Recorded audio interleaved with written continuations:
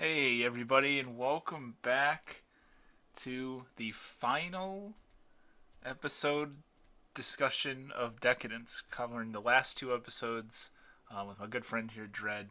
Um, I am, it's just like these last two episodes, especially like 12, especially the final episode of this series, really put in like kind of like a whirlwind of like emotion for me, like just the events that take place and then how we conclude the story and everything. So it's sort of interesting to get to talk about it sort of all in one shotgun blast here. I'll probably end up focusing more on the actual conclusion of this, but I do have to tie in like that initial sequence in episode 11 where it almost looked like we were gonna lose Kaburagi, and then jokes on Hugin because we do not lose Kaburagi. Well, we sort of his original like normal body, or avatar body, whatever we want to call it. But then he gets the jump on Hugin. Uh, and then we Jokes on Hugin, there's a second avatar. jokes on. See, Hugin was under the impression that there was only one person who could bend water, wind, fire, and air, but there's actually two. Um, and then we get, you know, more explanation toward to Natsume and the the monstrous Godal Omega, which I have to say is one of the coolest names, and I know it's really predictable because the other one was Alpha. I was just gonna say Alpha and Omega. But I just something about like I love it, and I was nerding out because as people that have watched my stuff before, um, I'm a big fan of Yu-Gi-Oh, and Dread is too, and J Chip from J Chip Show are, and one of my favorite cards, Cyframe Omega. one of my favorite cards in all of the game. And people who don't know Yu-Gi-Oh are gonna not give a shit about this, but whatever. One of my favorite cards in all of the game is Cyframe Lord Omega.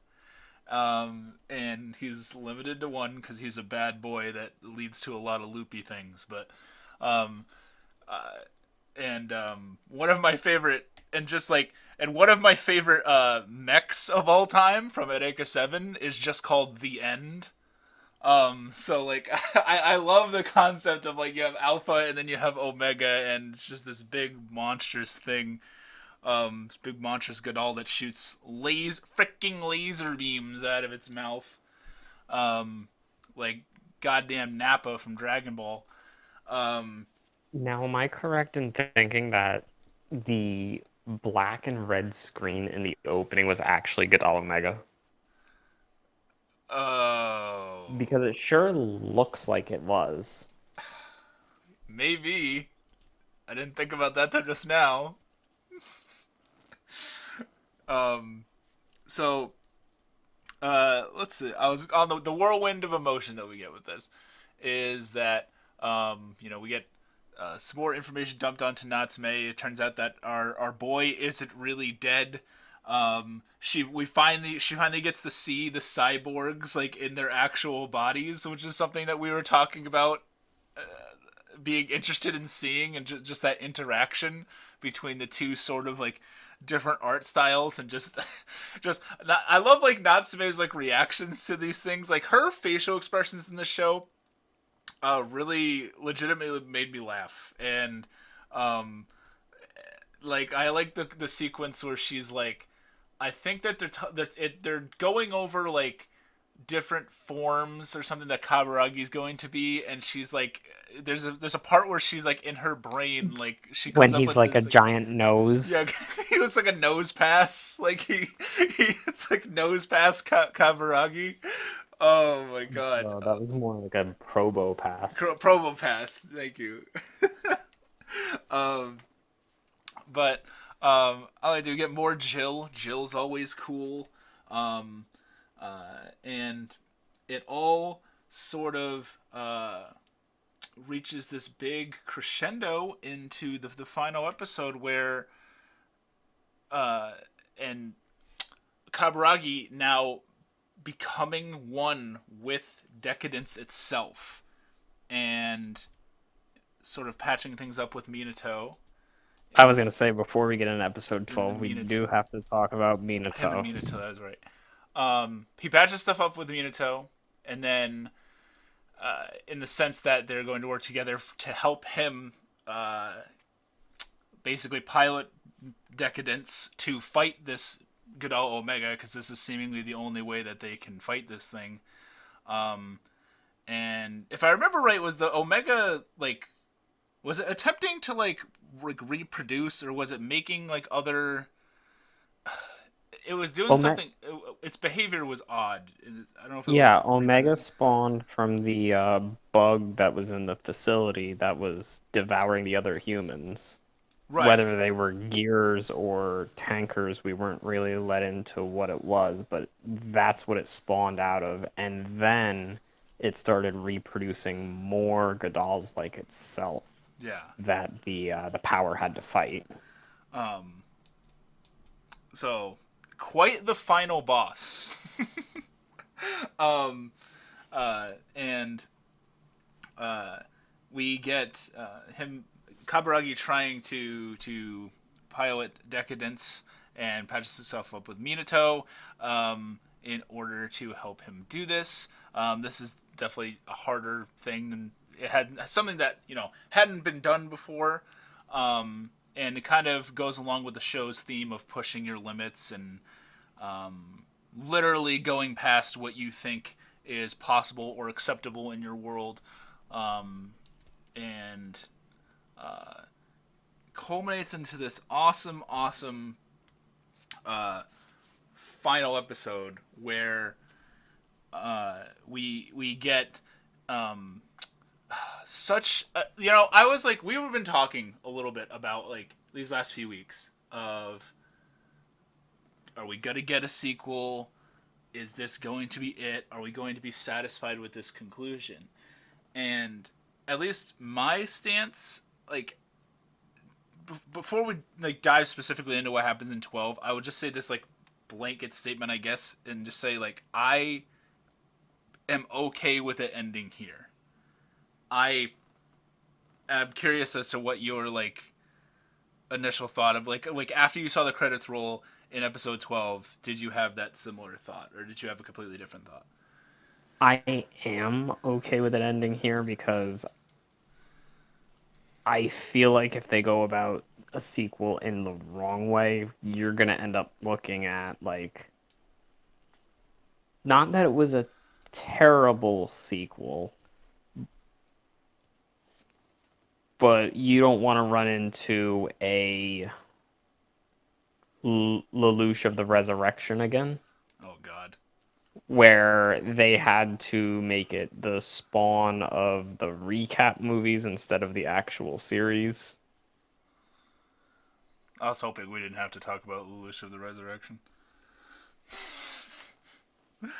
I just feel like that's the route that it would kind of take, Yeah.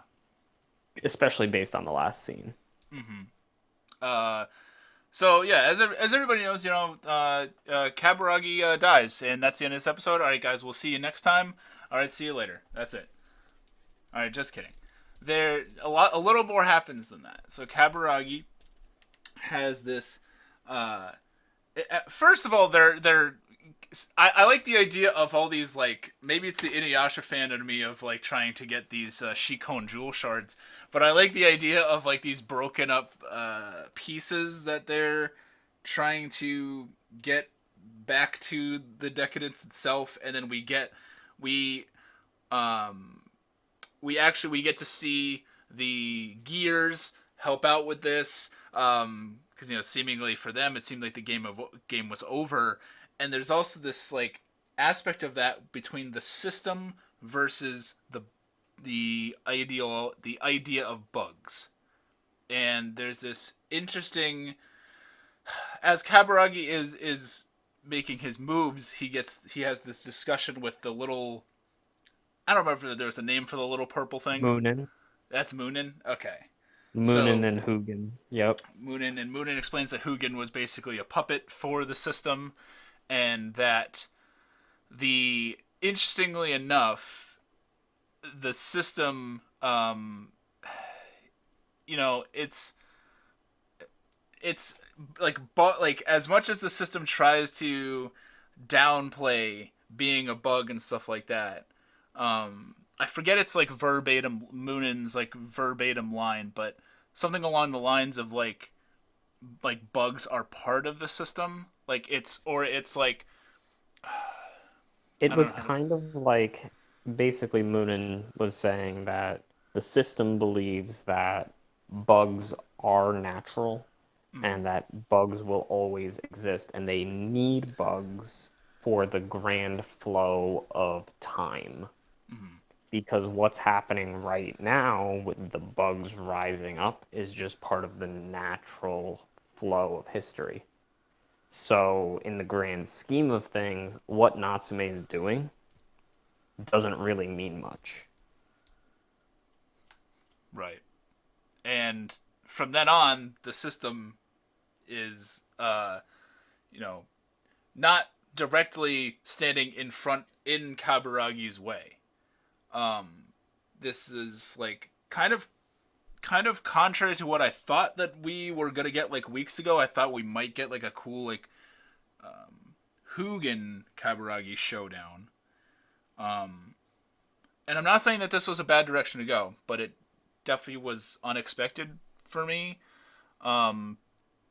And again, playing into that sort of like you have sort of the power of will versus a systemic structure. Which is what it was more about. It was Mm-hmm. more about the system condemning the free will of Kaburagi and saying because of how time works, and it played in a lot into like fate and destiny Mm-hmm. as to where like you don't really have free will. The system is determining all of this, and you are just going by the system's rules. Mm-hmm. And Kaburagi, of course, is he references Natsume, and he's so thankful that this girl literally saved him from his life that he was ready for it to just end. And obviously, he no longer feels that way. He is now pushing towards breaking this system, quite literally, and is willing to kind of really sacrifice whatever it really takes. And in the end, it literally does. He gets to launch this huge. Well, first of all, you got to bring up my man Donatello.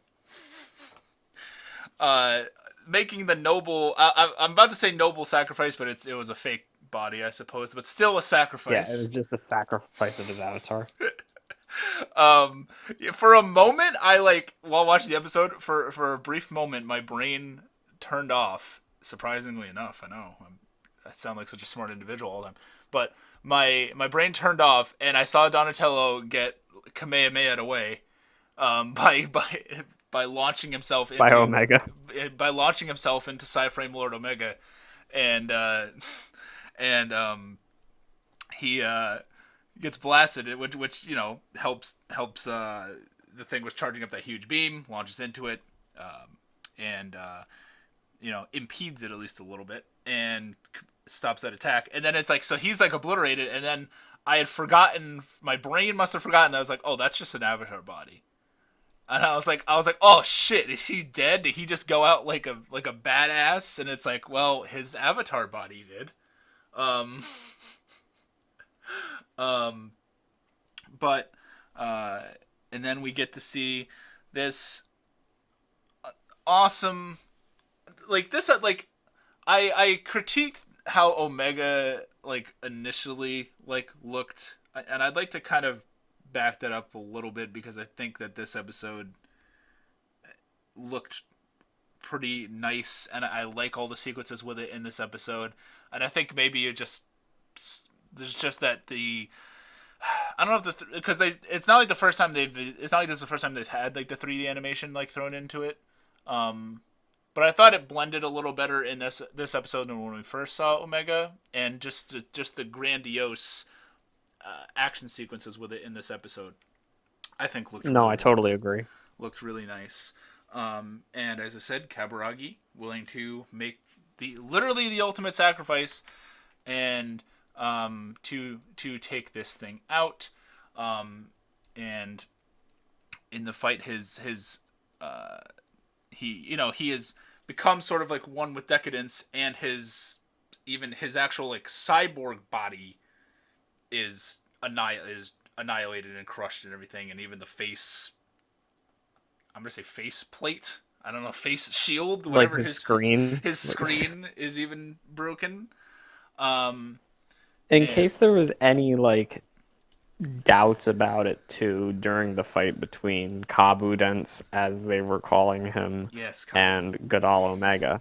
In case it wasn't like clear already between Hugin and Godal Stargate, did you realize that instead of using the fist to punch Omega, Deca-Dence used a drill? Well, I mean, you have to drill toward the heavens or whatever the tagline is. Yeah, in case it wasn't clear enough that the creators of this fucking Love Gurren Lagann or Trigger or whatever they were trying to go for. Yep, yep, of But I, course. I want to say, like, this is such a drastic difference into how to pay homage to a show than what we got with Darling in the Franxx. I still have to watch that. I What have was that? I still have to watch it because I hear you and J Chip talk about it, and then everybody talk. I'm like the last man on earth to not watch Darling in the Franks. You could keep it that way. It doesn't really matter. Um, uh, Also, a little side note: did you know that you mentioned Studio Trigger? Did you know that they're doing the Cyberpunk 2077 anime, whatever the hell it is? They're doing an anime for that. They're doing an anime for the game, and it's by Hiroyuki Imaishi and Yo-Yo Shinari. So If there's any game anime that I'm excited for coming up, it's going to be The World Ends with You. um, But but that's not about decadence. it's true. I just had to mention that because, as we all know, I love those two men and their works. Um, but this, I also got the like clearly there's the Gurren Lagann influence. And I meant to ask you because I'm not super knowledgeable about the world of this particular series, but I felt a vibe, even though I've only watched it once. Psychopaths. And we might have brought this up before, but when they were just having a conversation between like the concept of like systemic structure versus like the will of an individual or the I don't know, just like personal, I guess personal outlook versus system outlook.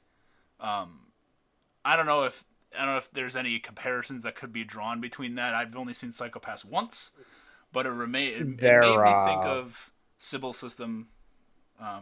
there 100% is a comparison to be made, and actually, I drew a comparison to it in the video that I did on decadence.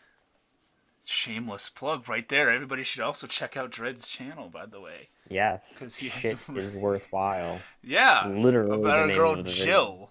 If you were wondering if shit was worthwhile, check that out. But particularly like in but I'm asking so you could see it like within that like conversation too that they had in that was 12, right? So like the conversation in episode 12 too. That's another I have to rewatch Psychopaths again at some point. Yeah, definitely with Psychopaths, because you have the idea of the Sybil system pretty much dictating what people should and shouldn't do to remain basically alive.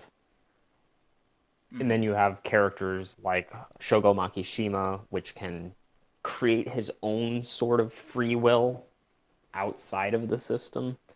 And then it makes you think about like what really is free will if the system doesn't deem Shogo, who is acting upon it, if they don't deem him a criminal, but everybody that is exercising their own free will that is not considered criminally asymptomatic is seen that way. And though it's not the greatest sequel, Psycho-Pass 2 does delve into that a lot too, especially very early on when Akane tries to talk her targets down. And in the beginning of Psycho-Pass 2, she does this thing called 299.9 or something, or 299 over 300, because the crime coefficient that goes into the executioner mode on the gun is 300. But if she can talk them down to 299, she can just paralyze them. Oh. But that's Okay. not what the system would want her to do. Right. But okay. All right. I'm glad. And that this like and I also want to say like yeah, this is clearly super like influenced by other things, but I don't think that's like a bad thing. I don't think it's like I mean, it's still like original in its own right. Like it's still a very memorable series. Like I think that I got a comment on the Decadence video about how this series is clearly ripping off of Attack on Titan, but it's still not uninspired. To which me and another guy both replied that I don't quite understand what you're saying, because just because something has the idea of, basically he was trying to get across that people in walls. So any story about people being behind walls rips off Attack on Titan, basically. well, majority of this anime takes place like outside. I feel it. Yeah, and Attack on Titan goes beyond the walls too, but that's besides the point. Yeah. But I mean, you have other shows like The Promised Neverland. Okay, first one that comes to my mind. Does that necessarily rip off Attack on Titan because the kids are told not to go beyond the gate? Or Made in Abyss, they're told not to go into the hole. Mm-hmm. All these kinds of things. But the literal first thing that comes to my mind, like if I think of anything that's don't go beyond that point, is the book The Giver. And I'm sure there's stories from before that.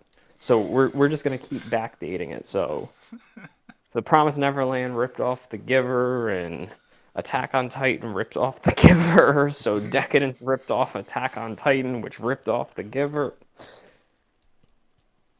Inspiration comes and goes. Mm-hmm. And I am working on something about a comparison between anime and music. And that leads me into saying, like, I remember when Avenged Sevenfold put out Hail to the King. And while I don't find myself listening to it, and I don't think it's like a great album or anything, I remember everybody saying, well, it sounds like a Metallica album. So Avenged Sevenfold clearly ripped off Metallica.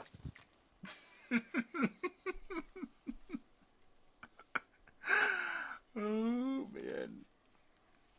I just think that like people put this weird standard on things that they like at the same time like every season will have like every season has shows that you could just see influence like of other things, but then people have this like mysticism in mind that everything is going to be the most original thing they've ever seen ever.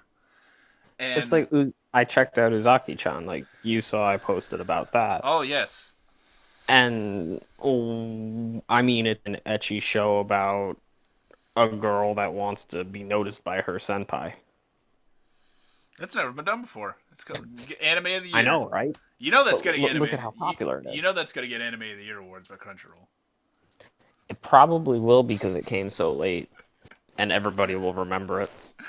Um, but an anime that should be mentioned at the Crunchyroll Anime Awards, Deca-Dence.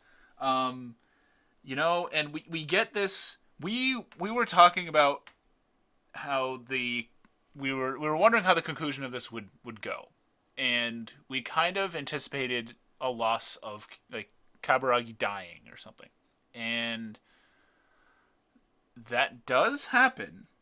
Well, as And soon as he lifted the limiter off of of Decadence, I was like, I Kabudens. flashed back to him talking to Mikey about how you shouldn't exceed like whatever percentage it was, and they were talking in the scope of the human bodies. Mm-hmm. And then to think that he lifted the limiter off of Decadence itself, I'm like, this man's dead. This is the end for you. Um, and yes, so Kabudens breaks through and drills to the heavens here, and and we lose Kaburagi, and then we get a time skip, and I believe it's 3 years, if I remember right. Yeah, 3 years. We get a 3 year jump, and in the meantime, what's happened is that the game is now completely different. There are now several different things that the cyborgs can do. There is like a farming. There's like literally It's like a like farming game. you That's got like Animal Crossing, Blitzball, um, Dragon Ball Z Budokai. it's got Budokai. It's got Animal Crossing. Um, the soccer one with the cars. What the hell's the Oh my god, I can't think of the game that's like you're hitting a soccer ball but you're like a vehicle. Damn it. But Oh, it was super popular a few years ago. yeah. Oh, god damn it. But it's okay.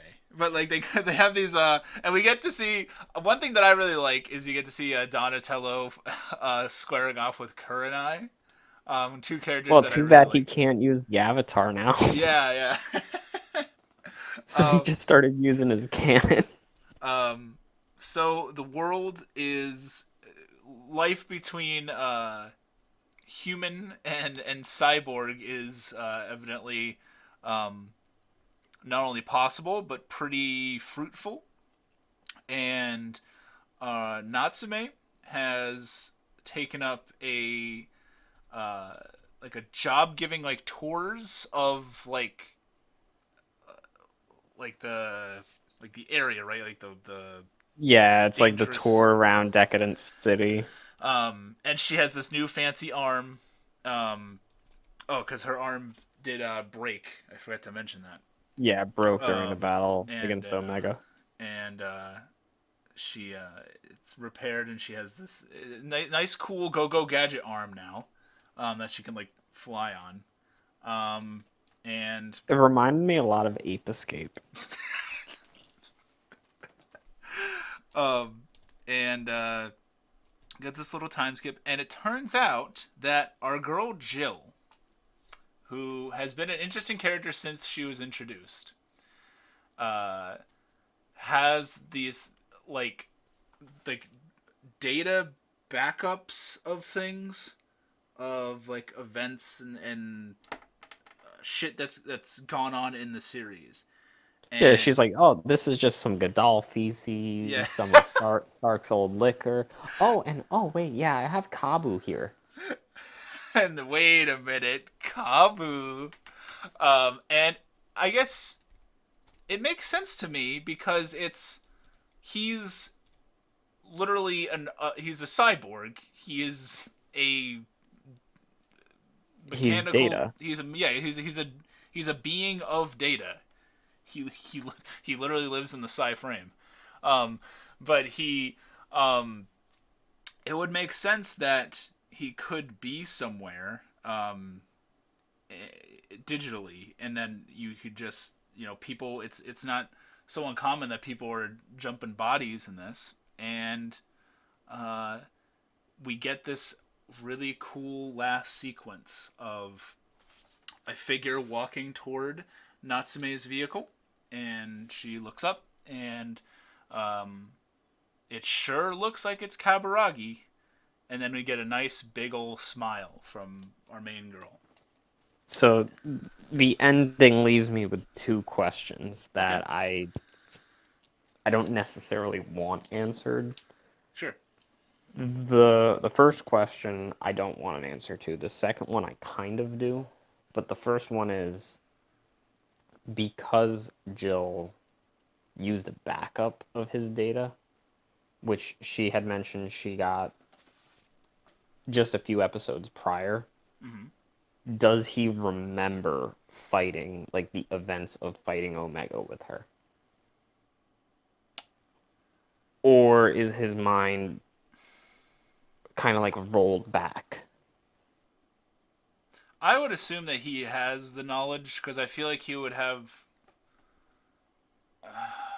Jill's knowledge? Maybe Well, Jill could she like probably write has. that data into him. Yeah. Or I think at least they would bring him up to speed. Right. Um, My other question, the one that I would kind of like want answered more is now Minato's the system admin, right? right.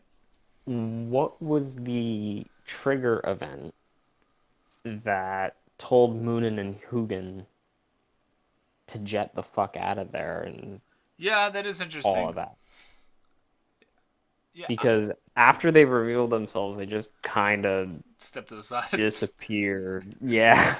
Like literally. I think if I had like any issue with the show, it's just like, oh, Moonin and Hugin just kind of disappeared after they revealed that they were the system, and They're busy in the petting zoo. Oh, we should mention, by the way, that the Gadol still exist, which is an interesting thing, I think. so I will say that with Moonin and Hugin kind of disappeared and Godal's being revived and Decadence still being out there, the ending is kind of open-ended.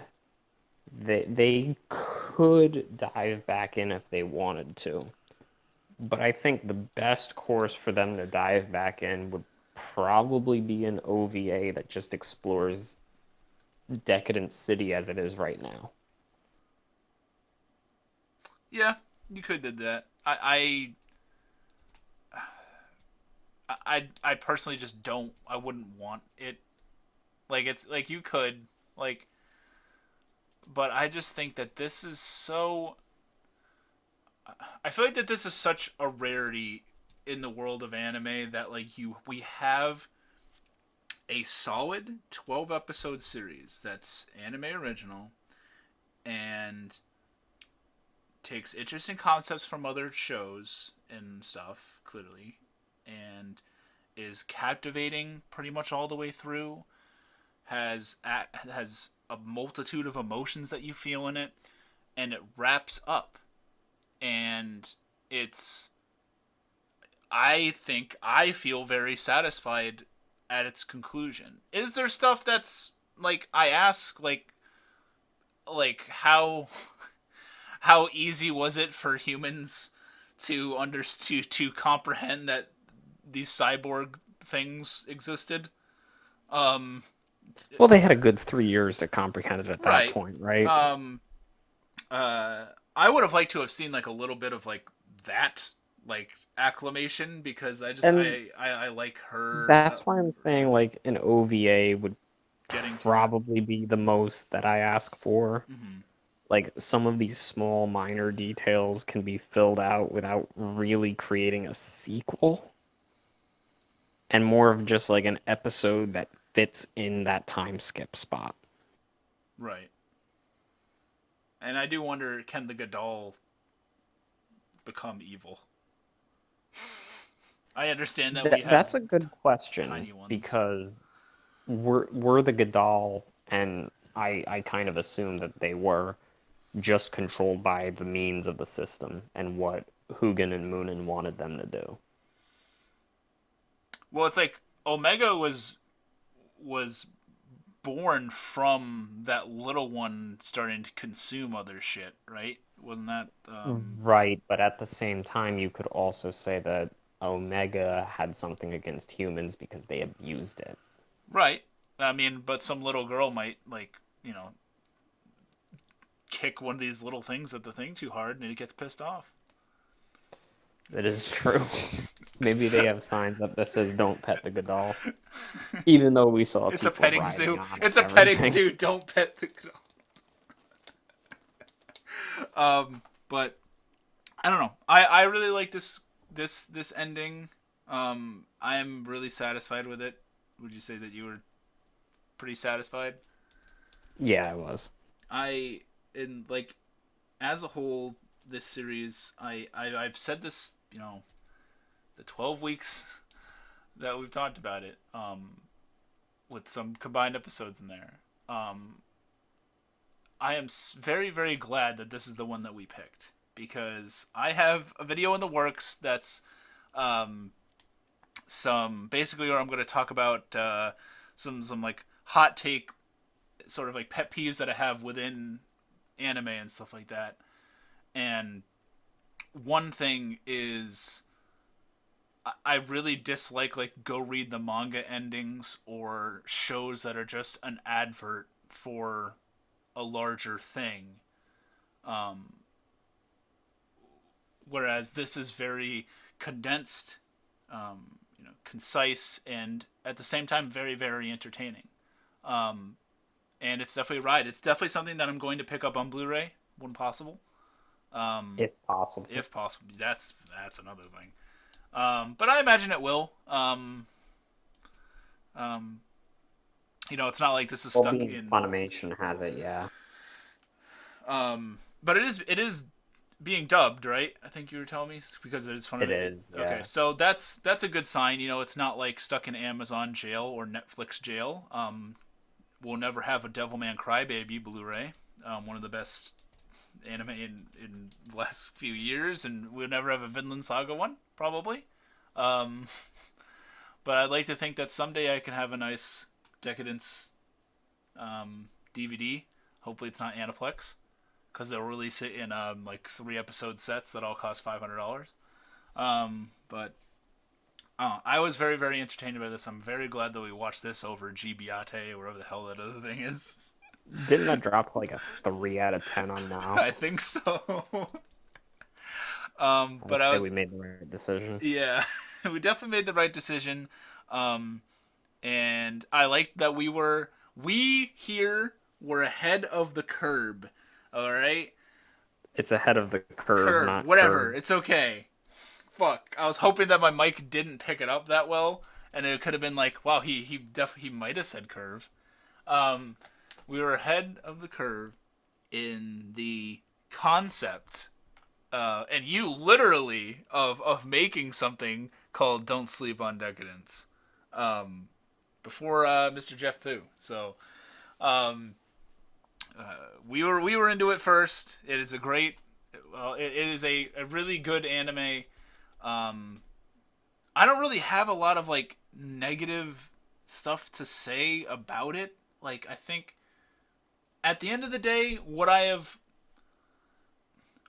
liked to have seen more Natsume actually doing things? Yeah, that's like I was really trying to nitpick for shit that kind of bugged me. But Kaburagi's such a fucking cool character that I'm still really pleased with how it went.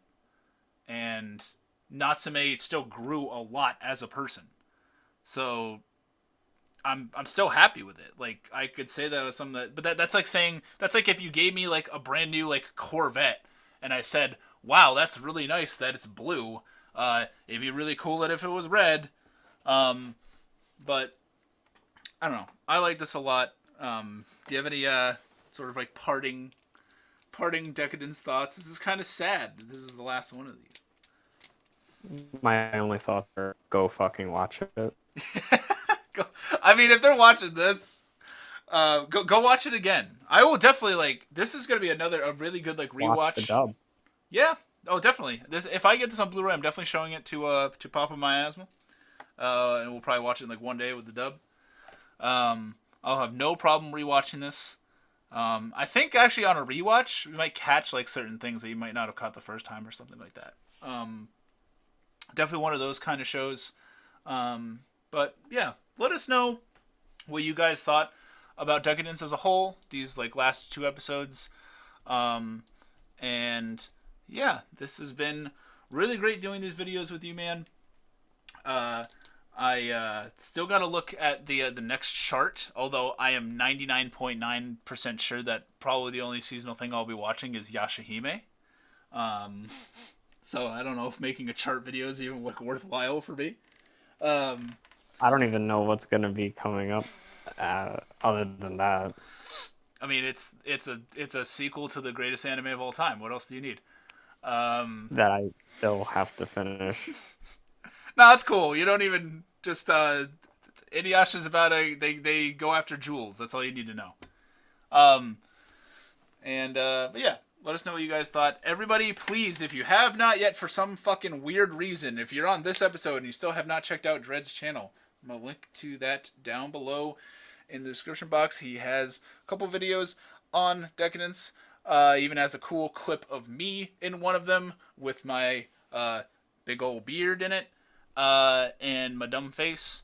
So that's in there, and that's really cool. And he, shit is worthwhile or whatever the hell it is. But yeah, thank you all so much for listening to these. Thank you to everybody that supports me on Patreon. There'll be a link to that down there too if you want to join that. But please consider hitting that subscribe button. Subscribe to Dread. And thank you guys so much for watching. It really means a lot to me. And my name is Miasma, and we'll see you next time.